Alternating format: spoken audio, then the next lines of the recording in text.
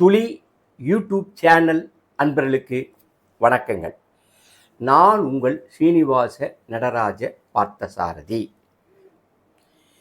இப்போ நாம் பார்க்க போகிற பதிவு ஜோதிடத்தை பற்றியது. பொதுவாக சில அன்பர்கள் என்னை பார்க்கும்போது சில கேள்விகள் கேட்பாங்க. அதில் ஒரு முக்கியமான கேள்வி, இந்த பரிகாரங்கள்லாம் சரியானது தானா, இந்த பரிகாரங்கள்லாம் செஞ்சால் சரியாக போயிடுமா அப்படின்னு ஜோதிட ரீதியான சில சந்தேகங்களை என்னிடம் கேட்பது உண்டு. உண்மையிலே இந்த பரிகாரங்கள் பலன் தருமா, அதை பற்றி தான் ஒரு சின்ன எபிசோட் உங்களுக்கு பரிந்துரை செய்யப்படுகிறது. இது என்னுடைய கருத்து. நான் ஆராய்ச்சி பண்ண என் ஜோதிட அனுபவத்தில் பரிகாரங்களுக்கும் ஜாதகருக்கும் உள்ள தொடர்பு எப்படி, அது எப்படியெல்லாம் தீர்வு கொடுக்கும் கொடுக்காது என்பதை பற்றி இப்போ நம்ம பார்க்கலாம். முதல்ல பரிகாரம் அப்படின்னு சொன்னால் அந்த வார்த்தைக்கு முதல்ல அர்த்தத்தை முதல்ல பார்த்துக்கணும். பரிகாரம்னா ஒரு மாற்று ஏற்பாடுன்னு அர்த்தம். இப்போ நம்ம ஒரு டாக்டர்கிட்ட உடம்பு சரியில்லைன்னு போனவனே அவர் பேராசிட்டமல் மாத்திரை எழுதி கொடுக்குறார். ஸோ அந்த ஃபீவருக்கு பரிகாரம் பேராசிட்டமல் மாத்திரை இல்லைங்களா? அப்போது ஒரு விஷயத்துக்கு ஒரு விஷயம் பரிகாரமாக அமைந்து விடுகிறது.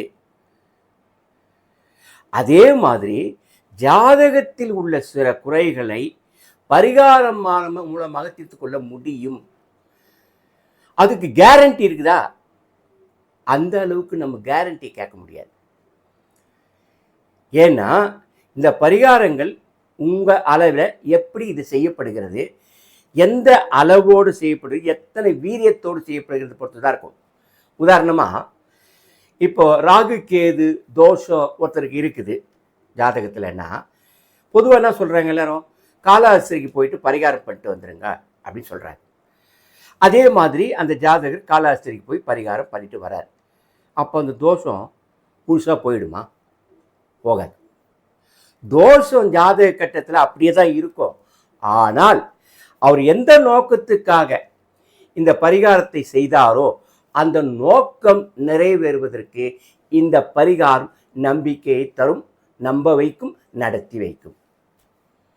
இந்த பரிகாரம் பண்ணதுக்கப்புறம் நிறைய பேருக்கு ராகுகேது தோஷம், கல்யாண தடையாக இருந்தால் கல்யாணம் ஆகியிருக்குது, குழந்தை தடையாக இருந்தால் குழந்தை கிடைச்சிருக்குது, வேலை கிடைக்கிறவங்களுக்கு வேலை கிடைச்சிருக்குது.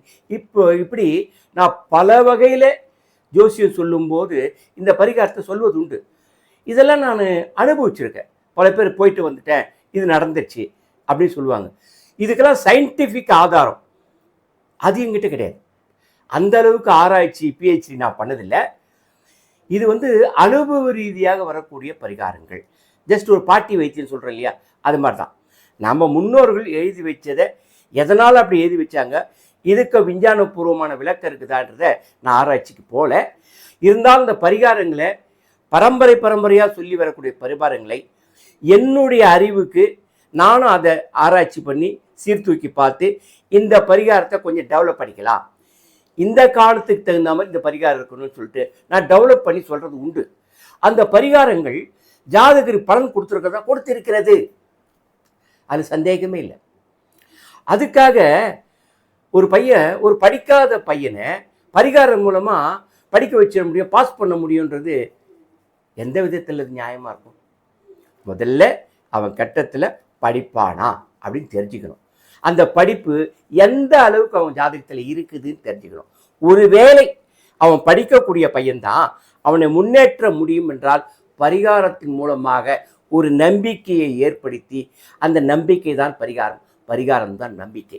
அவனுக்குள்ளே இதை செஞ்சால் பாஸ் பண்ணிடுவேன், இதை செஞ்சால் மார்க் கிடைக்கும் அப்படின்னு ஒரு நம்பிக்கை ஏற்படுத்தும் போது, அதாவது இதெல்லாம் எப்படின்னா மன ரீதியான சிகிச்சை. என்னை பொறுத்த வரைக்கும் பரிகாரன்றது ஒரு சைக்காலஜின்னு சொல்லுவாங்க இல்லையா, அப்போ மன ரீதியான மன தத்துவம் அப்படின்னு சொல்லுவாங்க, மனோ டாக்டர், அந்த மாதிரி தான் இது. பரிகாரங்கள் மனதை உற்சாகப்படுத்துவதற்கும் உறுதிப்படுத்துவதற்குரிய பரிகாரங்களைத்தான் எடுத்துக்கொள்ள வேண்டும். வெறும் பரிகாரம் பண்ணிட்டு புத்தகத்தையே தொடாமல் எப்படி பாஸ் பண்ண முடியும்? முடியாது. அதனால பரிகாரங்கள் பலன் அளிக்கும், நீங்கள் அதை எப்படி கையாளுகிறீர்களோ அதை பொறுத்துத்தான் இருக்கும். அதனால பலன்கள் இப்போ ராகு கேதுக்கு போக சொல்றாங்க, அந்த இடத்துக்கு தான் ராகு கேதுக்கு தான் போகணும்னு கிடையாது, காலாஸ்திரிக்கு தான் போகணும்னு கிடையாது. இப்போ திருப்பாம்புபுரம் இருக்குது, கும்பகோணத்தில் திரு நாகேஸ்வரர் இருக்குது. அதாவது அரவு தெய்வங்கள், அதாவது பாம்பு தெய்வங்களை பரிகாரமாக சொல்லும்போது அது எந்த பாம்பு தெய்வங்களும் கும்பிடலாம். நாகக்கன்னி அம்மன் கோயில் இருக்கும், நம்ம குலதெய்வம் மாதிரி நாகக்கண்ணி இருக்கும், சில பேருக்கு நாகாத்தம்மன் கோயில் இருக்கும், சில வீட்டுங்களையே நாகத்து சம்பந்தப்பட்ட அம்மன் கோயிலெலாம் இருக்கும். உங்கள் மனசு அதை முழுசாக நம்பணும். நீங்கள் பாம்பு கிரகங்களுக்கு பரிகாரம் செய்யுங்கன்னு சொன்னால், நான் டிவியில் கூட சில இடத்துல பார்த்துக்கிறேன், உண்மையான பாம்பை வச்சே பரிகாரம் பண்ணியிருக்கிறார் ஒரு ஜோசியர். அதெல்லாம் பார்க்கும்போது கொஞ்சம் வேடிக்கையாக இருக்கும். பட் அந்த அளவுக்குலாம் போக தேவையில்லை.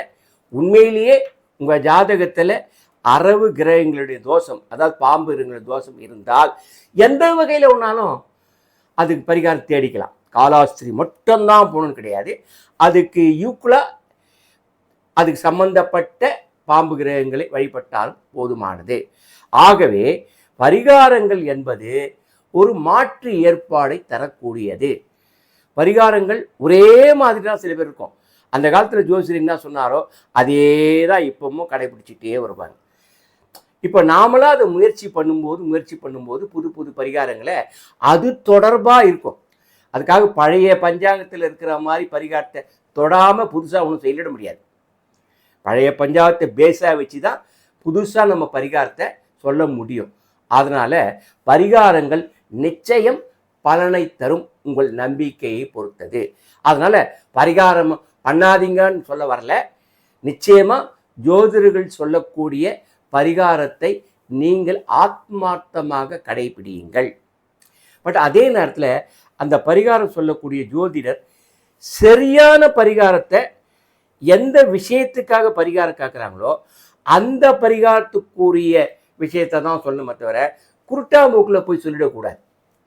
சாதாரணமாக இப்போ உதாரணமாக சொல்கிறேன் வச்சிங்களேன், ஒருத்தர் கார் வாங்கணும்னு ஆசைப்படுறார், டிரான்ஸ்போர்ட் ஃபெசிலிட்டிஸ் வேணும் அப்படின்னா அந்த டிரான்ஸ்போர்ட்டுக்குரிய கிரகம் எது? சுக்கிரன். சுக்கிரன் நல்லா இருந்தால் நிச்சயமாக கார் வசதி கிடைக்கும். செவ்வாய் நல்லா இருந்தால் பூமி யோகம் கிடைக்கும். குரு நல்லா இருந்தால் பணம் யோகம் கிடைக்கும். இப்படி அந்தந்த கிரகத்துக்கு ஒரு போர்ட்ஃபோலியோ இருக்குது. அந்த கிரகங்கள் அந்த ஜாதகத்தில் எப்படி அமைஞ்சிருக்குதோ அதுக்கு தகுந்த மாதிரி பரிகாரங்களை சொல்ல வேண்டும். சுக்கிரனே நல்லா இல்லாமல் ஒரு ஜாதகத்தில் இருந்தால் அவரை நீங்கள் என்ன செஞ்சாலும் எப்படி வண்டி வாங்கி கொடுக்க முடியும்? அவர் சுக்கிரனும் நல்லா இருக்கணும், அந்த சுக்கிர தசையோ சுக்கிர புத்தியோ ஓடணும், அந்த சுக்கிரனை குரு பார்வை பார்க்கணும், இல்லைன்னா அந்த சுக்கிரன் நல்ல நிலைமையில ஜாதகத்தில் இருக்கணும், அதற்குரிய தற்காலிகமான தசையோ புத்தியோ ஓடிக்கொண்டிருக்க வேண்டும். இப்படி பல தரப்பட்ட அது சுற்றி உள்ள நல்ல அம்சங்களை ஆராய்ந்து சொல்லும்போது நிச்சயமாக அந்த பரிகாரம் பலன் தரும். இப்போ சுக்கிரனுக்கு பரிகாரம் திருத்தணி முருகன், ஸ்ரீரங்கம், கும்பகோணத்தில் சுக்கிரன் கோயில், மயிலாப்பூரில் வெள்ளீஸ்வரர், இதெல்லாம் நார்மலாக நான் சொல்கிறது உண்டு. சுக்கிரனுக்கு இப்படிலாம் போயிட்டு பரிகாரம் பண்ணிக்கோங்க அப்படின்னு சொல்வது உண்டு. இல்லையா நவகிரகத்தில் சுக்கிரனையே தெய்வமாக வச்சு, இப்போ சுக்கிரனுடைய பயிர் மொச்சை, அதான் வெள்ளை மொச்சை. இந்த வெள்ளை மொச்சையை கொஞ்சம் கையில் ஒரு புடி எடுத்து அந்த நவகிரகத்தில் இருக்கிற சுக்கிரனுடைய நவகிரக சிலைக்கு பாதத்தில் வச்சுட்டு நீங்கள் கும்பிட்டு வந்தாலும் அது பரிகாரம் தான். சுக்கிரனுடைய எண் நியூமராலஜி பிரகாரம் 6ஆம் நம்பர். அதனால தான் பொதுவாக என்ன சொல்கிறாங்க, 6 விளக்கு ஏற்றுன்னு சொல்கிறாங்க. ஜோதிடத்தையும் நியூமராலஜி சேர்த்து இணைச்சிக்கிறாங்க. அதெல்லாம் நம்பிக்கையின் அடிப்படையில் சொல்லப்படுறது இல்லைங்களா? எல்லாமே நம்பிக்கை தானே வாழ்க்கை, நம்பிக்கை இல்லைன்னா வாழ்க்கையே கிடையாது. அதனால சொல்லக்கூடிய ஜோதிடருக்கு நம்பிக்கையோடு சொல்ல வேண்டிய திறமை இருக்க வேண்டும், அதை நம்பிக்கையோடு கையாளக்கூடிய ஜாதகராக இருக்க வேண்டும்.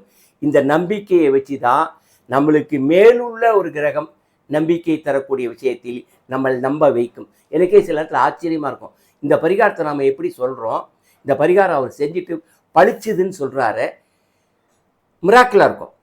அந்த மாதிரி பல வகையிலையும் நான் கேள்விப்பட்டது உண்டு. நான் போயிட்டு வந்தேன் சார், சரியாக நடந்துச்சு.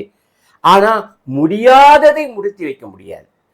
இப்போது ஹாஸ்பிட்டலில் ஒருத்தர் இருக்கிறாரு, உடம்பு சரியில்லை இருக்கிறாரு, அவர் எப்படி சார் ஒரு நிலைமை என்ன ஆகும், அதுக்கு எதாவது பரிகாரம் தான் அவர் ஜாதகத்தில் அதை ரெமெடி தான் தேடணுமே தவிர ஒன்றுமே காப்பாற்ற முடியாத சூழ்நிலை ஒரு பேஷண்ட்டை எப்படி காப்பாற்ற முடியும்? அதுக்காக நம்ம பரிகாரமே கொடுக்க முடியாதுங்க, அவர் அவ்வளோதான் முடிஞ்சு போச்சுன்னு சொல்லவும் முடியாது. ஏன்னா நம்பிக்கை தருவது தான் ஜோதிடம். அதனால் ஜோதிடம்ன்றது பேசிக்காக பார்த்தா ஒரு நம்பிக்கை தரக்கூடிய ஒரு அமைப்பு. அதனால்தான் ஜோதிடம் அப்படின்றது நம்பிக்கை. நீ எதுலேயுமே நம்ப முடியலன்னா அட்லீஸ்ட்டு ஜோதிடத்தில் என்னப்பா சொல்கிறாங்க அப்படின்னு கேட்குறது உண்டு. அதனால் எந்த விஷயத்திலையும் நம்பிக்கை வையுங்கள், அதை அளவோடு வையுங்கள். அளவுக்கு மிஞ்சினால் அமிர்தம் நஞ்சு. ஜோதிடத்தை நம்புங்கள், ஜோதிடத்தையே நம்பியிருக்கார்கள். பரிகாரங்கள் பலன் தருமா? தரும் தரும் தரும். நிச்சயம் உங்கள் பரிகார அமைப்பை பொறுத்து சரியானபடி பரிகாரத்தை நீங்கள் செய்வீர்களானால் நிச்சயம் அந்த பரிகாரம் உங்களுக்கு பலனை தரும் தரும் தரும் என்று கூறி இந்த எபிசோட்டை உங்கள் பார்வைக்கு சமர்ப்பிக்கின்றேன். நன்றி, வணக்கம். வாழ்க வையகம், வாழ்க வளமுடன்.